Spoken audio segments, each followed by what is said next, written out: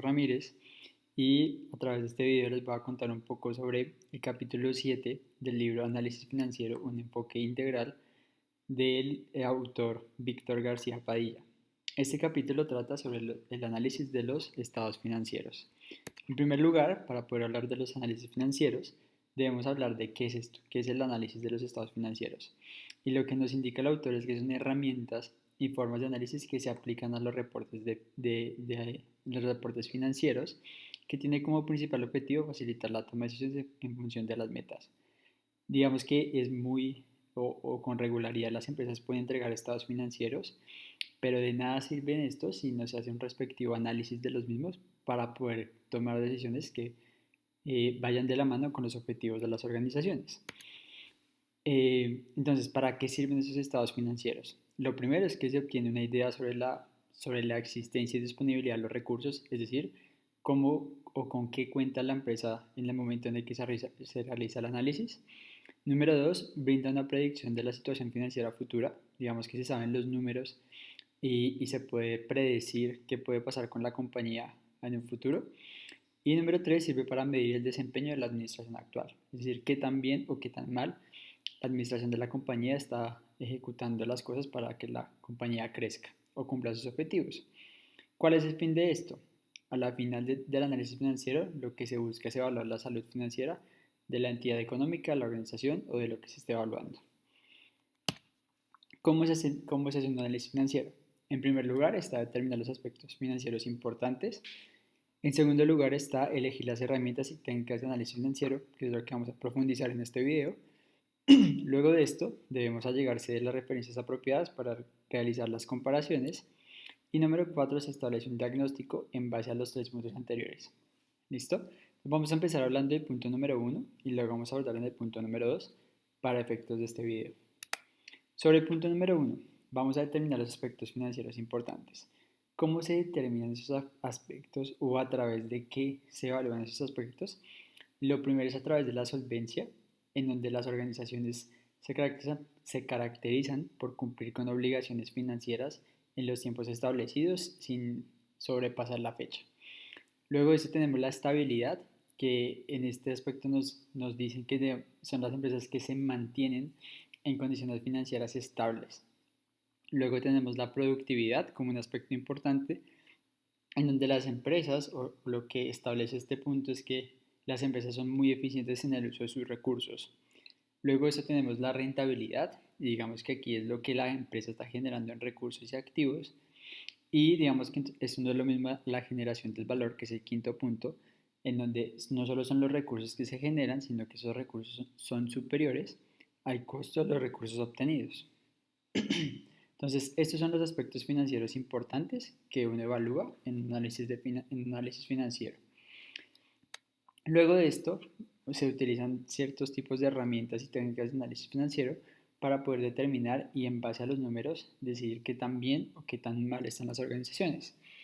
El primero de estas herramientas y técnicas de análisis financiero es el análisis de los porcentajes. Digamos que en los estados financieros uno ve o las personas contables pueden ver muchos números, pero no pueden hacer aproximaciones muy reales en cuanto a qué tan bien están esos números o qué tan mal están, ni tampoco tener una comparación muy certera de estos crecimientos. Entonces, lo primero es que hay dos tipos de análisis de porcentajes. El primero es el análisis vertical, en donde todos los rubros de un periodo se comparan o se establecen con respecto a los parámetros de otros. Y el análisis horizontal dice que compara un mismo rubro en dos periodos distintos. Vamos a abordar un poquito en el análisis vertical. ¿Cuál es la fórmula? La fórmula es, tenemos el costo que nos interesa saber sobre el concepto base y lo multiplicamos por 100. Y aquí para efectos del video agregamos un ejemplo en donde se tienen las ventas de cada uno de los años y el cumplimiento que generó para las metas establecidas de ese año. Fíjense que aquí no se hace una comparativa entre año tras año, sino se compara con el mismo año si se cumplió o no sobre el concepto base y lo que el costo que necesitábamos saber. Entonces aquí podemos ver que, por ejemplo, en cuanto a los gastos de venta, en 2014 tuvimos 5.9% y en el 2015, pese a que se hizo menos, el porcentaje es aún menor, 4.7%. Este es el análisis vertical. ¿Qué pasa con el análisis horizontal? La fórmula dice que es el concepto que nos interesa actualmente sobre el mismo concepto del año anterior, menos 1%. O sea, aquí comparamos lo mismo año contra año. Entonces aquí al final lo que obtenemos es una diferencia y esa diferencia lo que nos da es un porcentaje. Entonces lo que esto nos indica, si tomamos el ejemplo, en términos de impuestos, en impuestos se generaron 357 impuestos en cualquier moneda en el 2014 y en el 2015 se generaron 311. Quiere decir que hay una reducción de año contra año en los impuestos de un 12.9% y así con cada una de las métricas, ¿vale? Entonces, estos son los análisis de porcentajes. Nos determinan en base a un porcentaje qué tan bueno o qué tan malo está.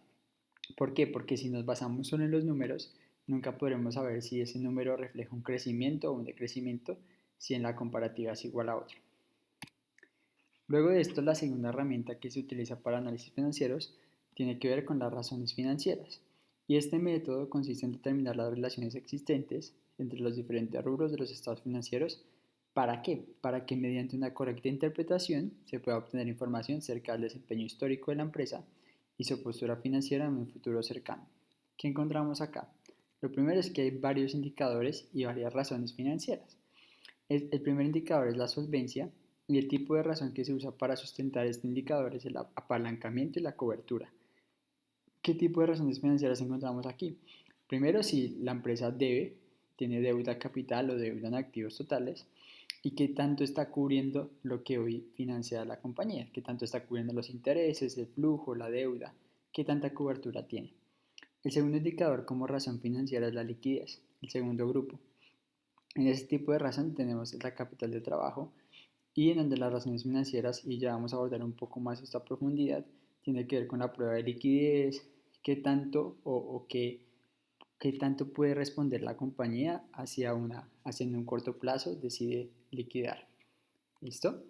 Luego el indicador que tenemos acá dentro de razones financieras es la eficiencia operativa y el tipo de razón que abordamos acá son la actividad operativa a corto plazo y la actividad de inversión a largo plazo.